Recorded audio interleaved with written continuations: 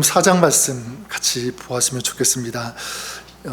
원래 1절부터 30절까지 다 좀 보려고 했지만 양이 굉장히 많아서 한 번 다음에 더 나눌까 이렇게 좀 생각이 들어서 오늘은 4장 1절부터 19절까지만 봉독하도록 하겠습니다.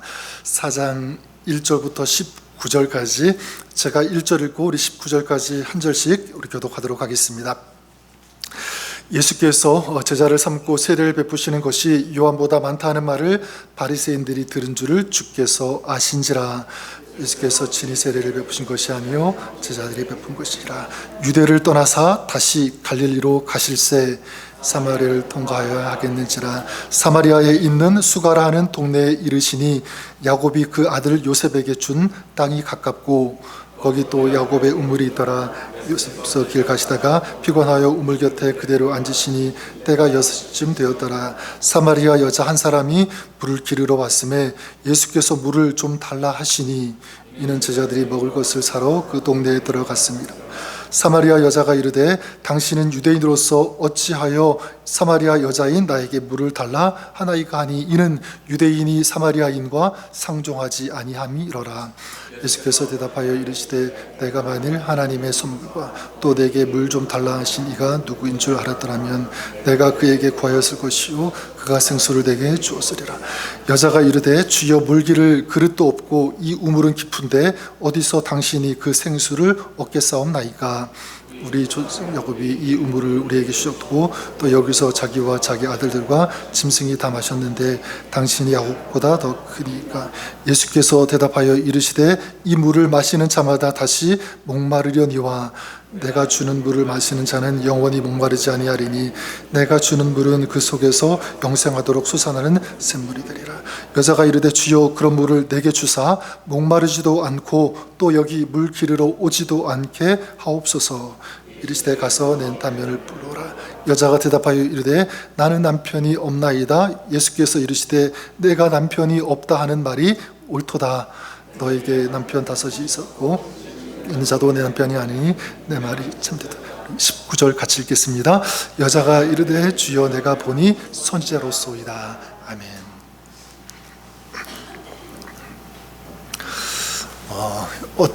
그래서 어떤 분이 이런 자신의 그 고백을 하는 것을 제가 읽어보았는데요. 이렇습니다.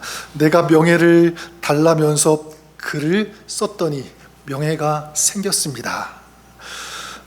또 돈을 벌려고 애쓰니까 돈을 많이 벌었습니다. 또 병들었을 때 병원에 다니니까 내 고침을 받았습니다. 자, 그런데 어느 날 너무너무 외로워서 극장에도 가보고 좋아하는 글도 읽어보았지만 마음은 여전히 채워지지 않았습니다. 이 세상에 나 혼자구나라고 느껴졌고 절대 고독을 느낄 때 그리고 영혼이 가랄 때 목마를 때 어떤 것으로도 채울 수 없는 그리고 그 결핍, 그 갈증 그것을 제가 느꼈습니다. 도저히 해결되지 않았습니다. 그런 글, 이게 바로 이 문화부 장관 역임하셨고 시대의 지성이라고 알려진 고 이어령 박사님의 책에 나오는 내용인데요. 이분이 수없이 실패의 우물을 파면서 처절한 그 영혼의 광야를 통과한 후에 비로소 영원히 목마르지 않는 예수님을 만나게 되는 그런 간증의 내용인데요. 이걸 보면서 저는 우리의 마음에도 아무리 애써도 아무리 노력해도 채워지지 않는 그런 지독한 목마름이 누구에게나 모든 인생 가운데 다 하나씩은 자리 잡고 있다는 것을 저는 생각해 보게 되었습니다. 그래서 어떻게 합니까? 도저히 해결되지 않으니까 어떻게 해서든 그 갈증을 해결하려고 노력하죠. 최선을 다합니다. 그래서 어떤 사람들은 인정을 통해서 해결안 받으려고 하고 또 어떤 사람은 성공을 통해서 또 어떤 사람은 재물을 통해서 해결하려고 노력합니다. 어떤 사람 같은 경우에는 어떤 낭만적인 사랑 이런 것들을 통해서도 해결받으려고 하는 그런 모습들을 쉽게 보게 되는데 어쨌든 쉼없이 우물을 찾아 나서는 그런 인생, 이게 우리가 아닐까, 사람들이 아닐까 그런 생각을 해보게 됩니다. 하지만 이 세상의 모든 그 우물들 어떻습니까? 마시면 마실수록 더 갈증을 일으키는 바닷물, 짠물을 마시는 것 같이 우리의 영혼은 여전히 텅 빈 채로 공허한 채로 태양 아래 지쳐 쓰러지는 어떤 그런 모습으로 향할 뿐이라는 것을 우리는 살아가면서 참 많이 느끼는 것 같습니다. 오늘 우리가 함께 떠나볼 이야기의 무대 어디냐면, 그처럼 한 영혼의 이 지독한 목마름이 절정에 달한 어떤 그런 장소, 바로 사마리아 수가라고 하는 야곱의 우물가가 바로 그곳입니다. 또 시간은 언제냐면 정오, 낮 12시, 이 생명의 뜨거운 햇살을 피해서 그늘을 찾아 숨어드는 어떤 그런 하루 중에서 가장 힘들고 고되고 뜨거운 그런 곳, 그 시간, 바로 이 야곱의 우물가, 수가라 하는 동네의 우물가입니다. 바로 그 시간에 이제 누가 찾아오게 되죠? 어떤 한 여인이 물동이를 이고 그 우물가에 찾아오게 됩니다. 그 여인이 누구냐면 오늘 다루고 싶은 사마리아 여인입니다. 사마리아 여인. 유대인들에게 있어서 이 사마리아 여인은 누구냐면 그냥 단순히 인종이 다르다, 또 다른 우리와 다른 그런 사람이 아니라 철저하게 배척하는, 차별하는 그런 종족이 바로 이 사마리아 사람이죠. 그 여인이었던 거예요. 그리고 이 여인에게는 뒤에도 다루겠지만 5명의 남편이 있었습니다.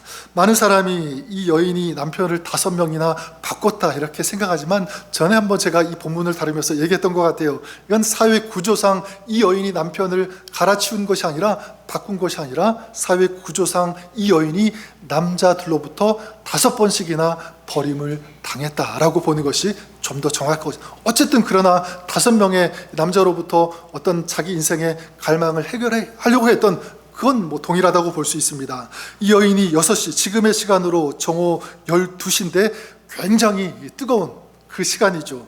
근데 여러분, 이 여인이 왜 하필 12시, 굉장히 비정상적인 그런 시간 아닙니까? 좀 그늘이 드리워지고 선선한 시원한 그런 시간에 물을 기르러 오는 것이 맞는데 가장 뜨거운 시간에 왜 왔을까? 이게 뭐를 의미합니까? 이 여인이 너무나 큰 소외를 당하고 있었다, 수치를 당하고 있었다라는 것을 보게 됩니다. 사람들이 수근수근 거렸겠죠. 이 수근거림을 피해서 고독한 시간에, 아무도 없는 시간에 그 우물을 찾아온 것입니다. 가장 텅 빈 시간을 택해야만 했던 이 여인의 그 마음을 우리가 한번 생각해 보았으면 좋겠습니다.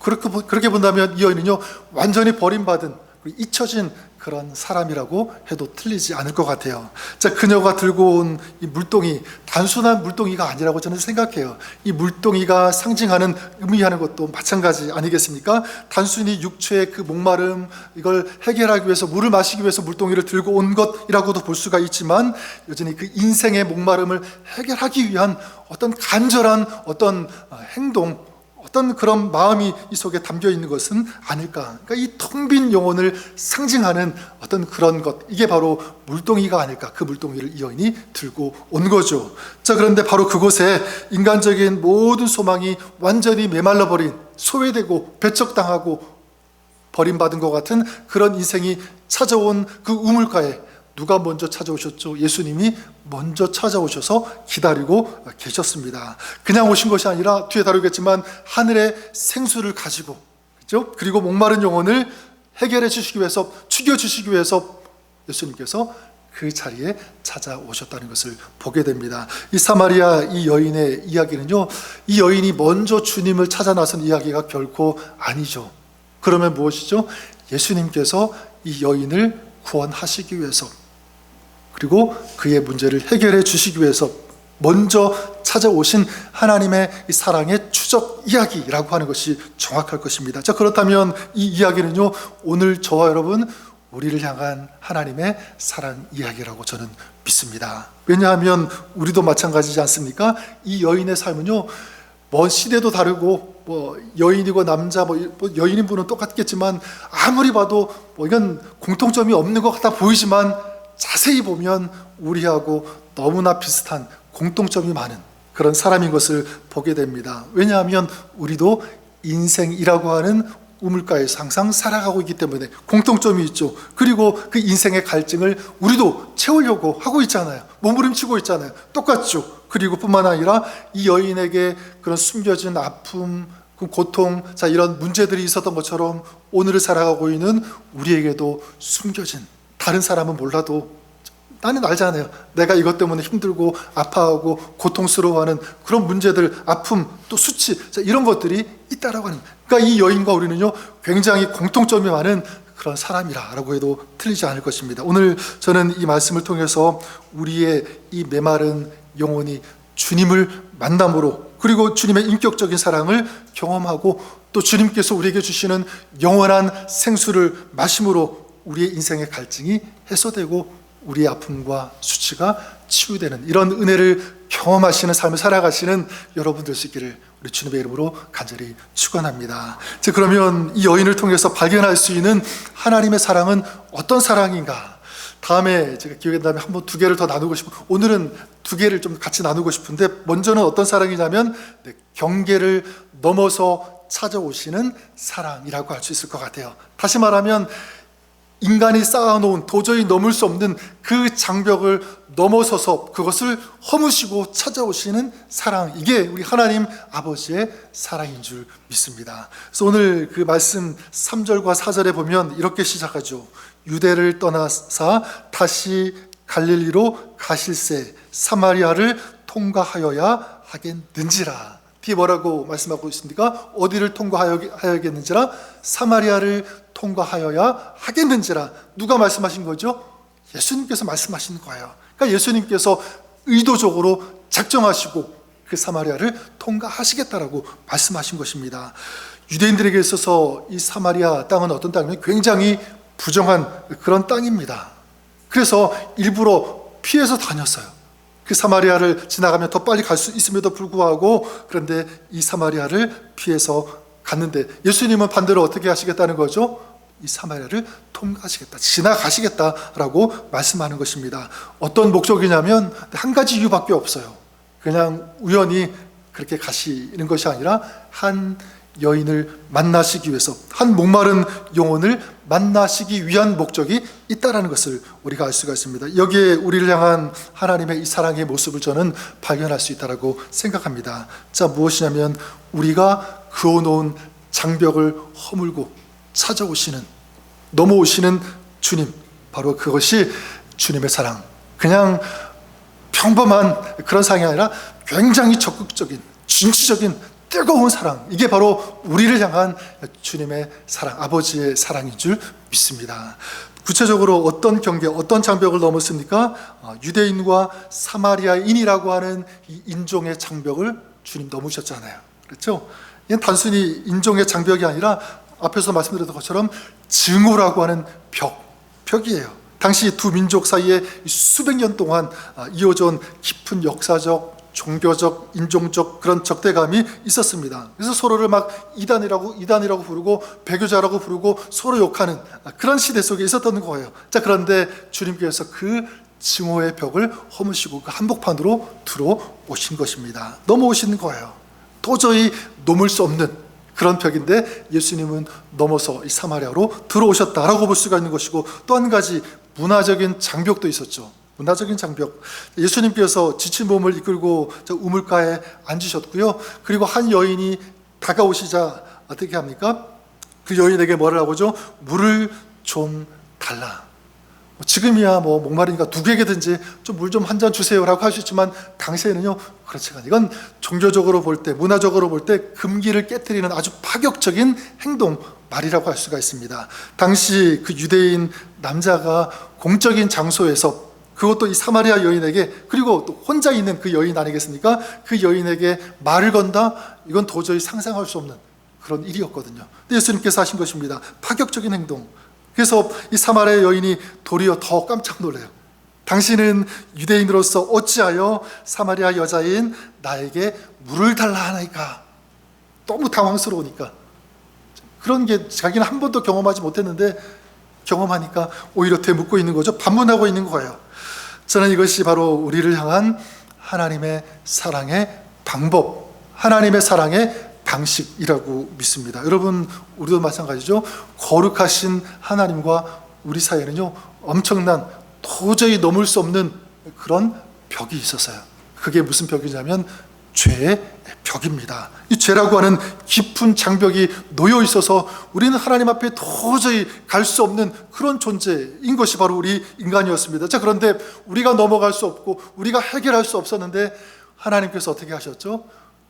그 장벽을 하나님께서 넘어오신 것이잖아요.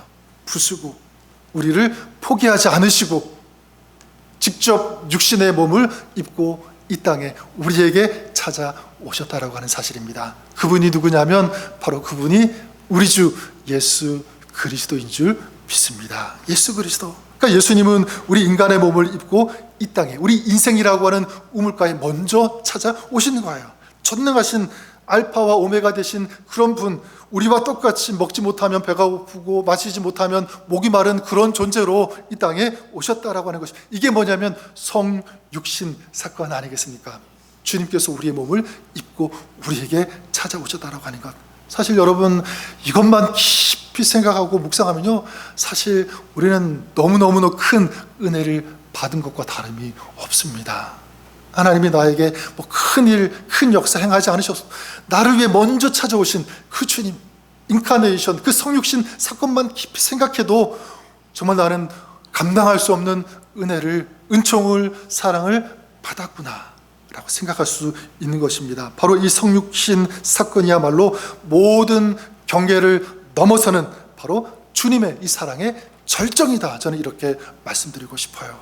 오늘 또 한 가지 한번 생각해 보고 싶은 것은 또 이것입니다. 여러분, 우리 안에도 그렇다면 생각해 보시는 것은 이런 장벽이 있을 수 있잖아요. 그렇죠? 우리가 이 사마리아인처럼 여기면서 상종하지 않는 그런 사람, 그런 대상이 있다면 누구인가? 예수님께서 오늘 우리에게 말씀하십니다. 그 사람이 있다면 네가 먼저 넘어설 수 있어야 된다. 네가 찾아갈 수 있어야 된다. 먼저 다가가서 예수님 그 여인에게 말씀하셨죠. 물 좀 나에게 달라. 자기의 체면, 자기의 어떤 위상 다 내려놓고 구한 거예요. 우리에게도 그런 용기를 주님께서 요구하고 계신다라고 믿습니다. 먼저 찾아가고 먼저 무릎 꿇고 먼저 도움을 구할 수 있는 그런 사람, 이게 진정한 하나님의 사람이고 신앙의 용기 있는 사람의 모습이다. 여러분들이 그럴 수 있기를 우리 주님의 이름으로 간절히 축원합니다. 또 한 가지만 더 보면 하나님의 사랑은 어떤 사랑이냐면요, 상처를 치유하시는 사랑이라고 할 수 있을 것 같아요. 다시 말해서 우리 인생의 갈증의 근본적인 그 원인, 그 문제를 아시고 치유하시는, 회복해 하시는 사랑, 이게 누구의 사랑이라고요? 우리를 향한 하나님의 사랑인 줄 믿습니다. 그래서 예수님과 이 여인의 대화, 처음에는 물리적인 이 물에서 시작했는데 이제 생수, 영원한 영적인 생수로 그 주제가 이제 옮겨가게 되죠. 10절에 보면 예수님께서 여인에게 말씀하시죠. 네가 만일 하나님의 선물과 또 내게 물 좀 달라 하는 이가 누구인 줄 알았더라면 내가 그에게 구하였을 것이요 그가 생수를 내게 주었으리라. 그리고 예수님께서 이 여인에게 아주 결정적인 선언을 하세요. 이 물을 마시는 자마다 다시 목마르려니와 내가 주는 물을 마시는 자는 영원히 목마르지 아니하리니 내가 주는 물은 그 속에서 영생하도록 솟아나는 무엇이 되리라? 샘물이 되리라. 영생하도록 끊임없이 솟아나는 샘물이 된다. 주님께서 말씀하시는 거예요. 바로 이 영원한 생수의 약속 앞에서 이 여인이 어떻게 됩니까? 자신의 가장 약한 것, 수치스러운 것, 숨기고 싶은 그런 것들, 인생의 갈증을 예수님 앞에서 그대로 이제 드러내죠. 뭐라고 합니까? 주여 그런 물을 내게 주사 목마르지도 않고 또 여기 물 기르러 오지도 않게 하옵소서. 아직 예수님께 주시는 그 영원한 샘물에 대해서 정확히는 몰라요. 근데 일단 뭔가 느끼고 있는 거죠. 내가 지금까지 이런 계속해서 끊임없이 내 인생의 어떤 결핍을 해결하려고 노력했는데, 찾아 나섰는데 해결할 수 없었는데 저분은 뭔가를 가지고 있구나. 저분은 어떤 그 인생에 대한 궁극적인 답을 갖고 계시는구나. 느끼는 거예요. 그러면서 그것을 지금 찾고 있는 거죠. 나에게 그렇게 좀 해주십시오. 내가 목마르지 않도록, 다시는 이 우물을 찾지 않도록 해주시면 좋겠습니다. 구하고 있는 거죠. 바로 그 순간 예수님께서 어떻게 하십니까? 이 대화의 방향을요 급선회하세요. 여인에게 이제 이렇게 물으십니다. 뭐라고 하시냐면 가서 내 남편을 불러오라. 누구를 불러오라고요? 내 남편을 불러오래요. 내 남편을 불러오라. 여러분, 단순히 그냥 남편을 불러오라 그렇게 들리는 게 아니라 이 여인에게서는 청천벽력과 같이 아마 들리지 않았을까 그렇게 생각을 해보게 됩니다. 왜냐하면 남편이 뭡니까? 이 여인에게 있어서 가장 수치스러운 것, 그 문제 아니었습니까? 한낮에 이 물을 기르러 온 그 이유도 뭐예요? 남편 때문이잖아요. 전에 남편이 5명이나 있었기 때문에 그녀가 한낮에 우물가에 나올 수 없었던 것 바로 이 수치의 근원. 자, 그건데 지금 이 여인이 뭐라고 합니까? 예수님의 그 질문에 나는 남편이 없나이다 이렇게 얘기하고 있어요. 나는 남편이 없다. 이거는 맞기도 하지만 틀리기도 하죠. 지금 남편도 사실 있기는 하지만 진정한 남편이라고 볼 수 없는 거예요. 그리고 사시기도 하고. 근데 이게 지금 방어막을 치고 있는 거죠. 완전히 막 예수님 앞에 드러내지 못하는 어떤 그런 모습으로도 우리가 볼 수가 있는데, 그때 이제 예수님께서 이 여인의 모든 것을 다 꿰뚫어 보시잖아요. 다 아시죠? 그래서 뭐라고 말씀합니까? 네가 남편이 없다 하는 말이 옳도다 라고 하시면서 너에게 남편 5이 있었고 지금 있는 자도 내 남편이 아니니 내 말이 참되도다. 예수님은 다 알고 있었던 거예요. 이 여인에 대해서 모든 것을 다 꿰뚫어 보고 계시는 거죠. 자, 예수님께서 자신이 영원히 목마르지 않는 샘물을 주신다고 하면서 갑자기 대화를 여인에게 이 부끄러울 수 있는 남편의 이야기로 바꾸신 그 이유가 무엇일까? 왜 예수님은 갑자기 남편 이야기를 들고 나오셨을까 생각해 볼 때, 여러분, 분명한 것은 이 여인이 부끄럽게 하기 위해서 결코 아니에요. 그럼 무엇일까요? 예수님은요, 지금 이 여인이 인생 지금까지 살아오면서 무엇 때문에 힘들어했는지, 무엇 때문에 그 인생이 계속 목말랐는지, 이 결핍이 있었는데 채워지지 않았는지를 정확히 아셨고 그걸 채워주고 싶은 그 마음이 있었기 때문에 그 의도로 예수님께서 말씀하시고 이 남편의 얘기를 꺼내신 거예요. 자, 이 5 남편 무엇입니까?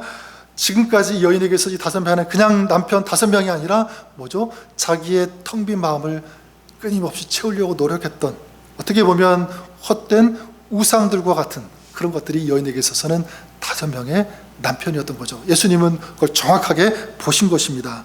그녀는 진정한 이 사랑, 안정을 찾아서 쉼없이 또한 우물가를 찾아 다녔던 거예요. 그런데 안타깝게도 그 어떤 것도, 어떤 남편도, 어떤 우물도, 어떤 사람도, 어떤 세상의 명예도 자기를 채울 수 없었다는 것을 여인이 깨달았던 거예요. 따라서 예수님은 이 여인의 삶에 가장 아프고 숨겨진 이 상처의 그 중심부를 향해서 사랑의 메시지, 치유의 이 어떤 그 수술대 칼을 지금 대고 계시는 거예요. 고쳐주시려고, 회복하시려고. 그래서 뭐라고 물으시는 거냐면, 너에게 5명의 남편이 있었는데 너의 인생이 결핍이 해결되었는가 물어보시는 거죠. 아니다, 그걸로는 채울 수 없다. 그리고 앞으로 또 그걸 붙잡으려고 해도 너는 채움을 받지 못하고 또 실패할 것이다. 그러면 어떻게 해야 되는가? 결코 만족할 수 없는데 그 너의 인생을 근본적으로 너의 그 결핍을 채워줄 수 있는, 해결해 줄 수 있는 그분을 만나야 된다. 이 답을 지금 얘기하고 싶은 거예요. 저는 여기에 우리를 향한 하나님의 사랑의 가장 정직하고 치유적인 그 비밀이 여기에 담겨 있다라고 믿습니다. 하나님의 사랑은 단순히요, 우리의 어떤 문제, 증상, 나타나는 현상, 그것만 고치시는 분이 절대 아니라는 것을 우리가 알았으면 좋겠습니다. 물론 우리는 당장 눈에 보이는 문제, 눈에 보이는 어떤 일들이 고쳐지고 바뀌어지고 변화되는 것, 그게 좋지만 주님은 그것뿐만 아니라 근본적으로 우리 마음속에 자리 잡고 있는, 해결되지 않는, 고침받지 못한 그런 근본적인 원인도 주님 보고 계시는 거예요. 치유해 주고 싶은 것입니다. 네가 왜 계속적으로 세상에 집착하고 있는지, 세상의 헛된 우상을 붙잡고 살아가는지, 왜 자꾸 인정받으려고 하는지 주님은 아시는 거예요.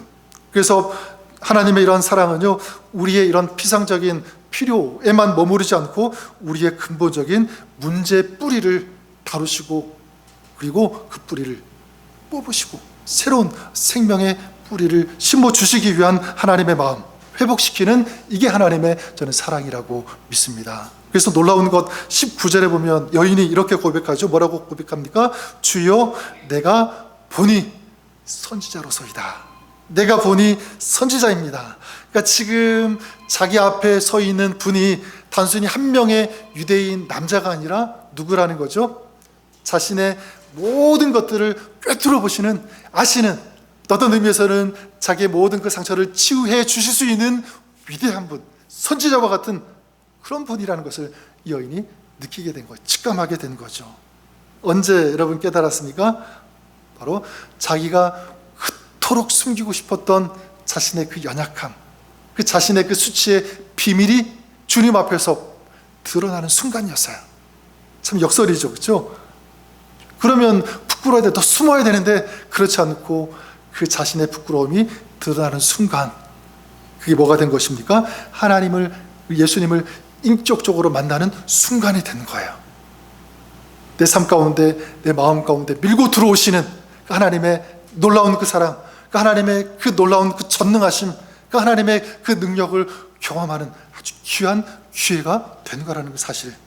저는 그런 의미에서 우리도 마찬가지라고 믿습니다. 여러분, 우리도 하나님 앞에서 자꾸만 어떤 나의 부족함, 연약함이 있을 때 숨기고 싶은 것이 솔직히 우리 인간의 마음 아니겠습니까? 그렇죠? 자, 그런데 오늘 이 여인을 통해서 우리가 무엇을 볼 수 있냐면, 네, 우리가 숨기고 싶은, 감추고 싶은 나의 연약함, 부족함, 그런 것들 주님 앞에 꺼내 놓을 때, 주님 앞에 내려놓을 때, 그 순간이 어떤 순간이 되어지냐면 하나님께서 우리 가운데 찾아오시고 역사하시는, 임재하시는 그런 놀라운 축복의 역사의 장소가 된다는 것을, 시간이 된다는 것을 우리가 꼭 기억했으면 좋겠습니다. 우리는요, 사람 앞에서 꺼내놓으면 부끄러울 수 있지만 주님 앞에서는요, 부끄러울 필요 없을 것 같아요.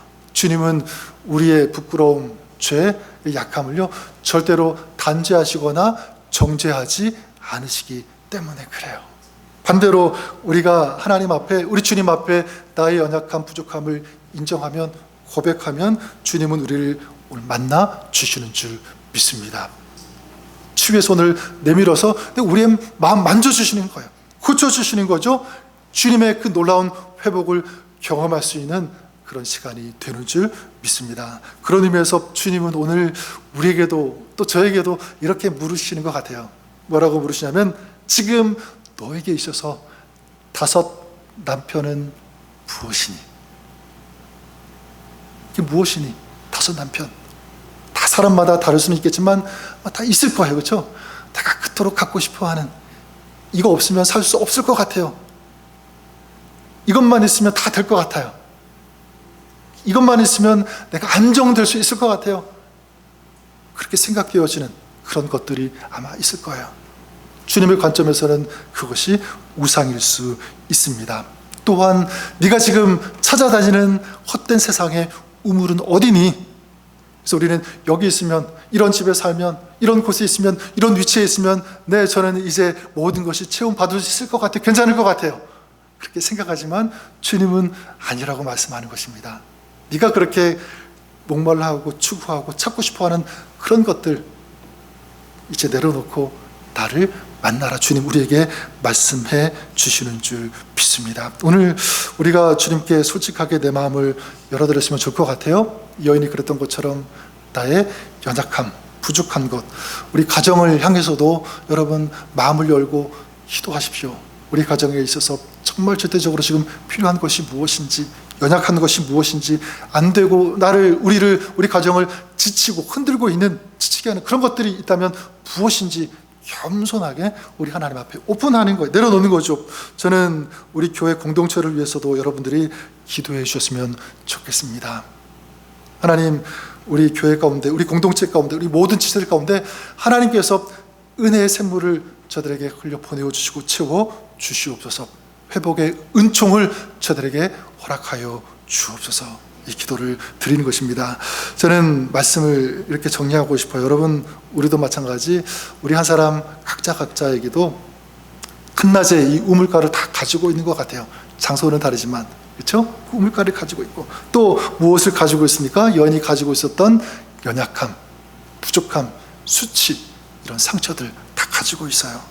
그래서 우리는 이 여인처럼 계속적으로 이 남편을 찾아 헤매는 그런 모습으로 살아갈 수도 있습니다. 자, 그런데 그 우물가에 생수의 근원이신 예수 그리스도께서, 우리 주님께서 찾아오신 줄 믿습니다. 따라서 우리가 해야 될 일 다른 것 아니죠? 이제 이 여인처럼 우리의 모든 것들을 아시고, 아실 뿐만 아니라 고치시고 회복시켜 주시는 그 주님 앞에 내 삶을 펼쳐 놓는 것, 정직하게 내려놓는 것, 그리고 주님의 은혜를 사모하면서 갈망하면서 주님께서 채워주시기를 바라는 간절히 그런 마음으로 간구하는 것, 이것이 우리에게 필요한 것인 줄 믿습니다. 그럴 때 우리 주님께서 모든 갈증 해결해 주시고 수치를 시켜주시고 우리 삶의 새로운 목적, 기쁨으로 충만하게 인도해 주시는 줄 믿습니다. 여러분, 우리가 주님의 그 생수를 갈망하는 것 여러 가지 해석할 수 있지만 저는 그랬으면 좋겠어요.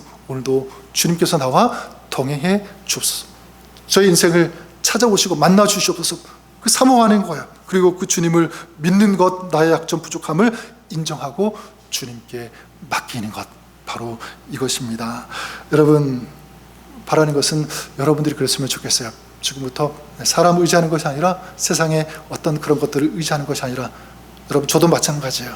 저는 여러분들을 주님께로 인도하는 통로에 불과합니다. 여러분들이 궁극적으로 만나고 체험받고 영적인 어떤 그런 갈급함, 어떤 목마름을 해결받을 수 있는 대상은 누구냐면 우리 주님밖에 없는 줄 믿습니다.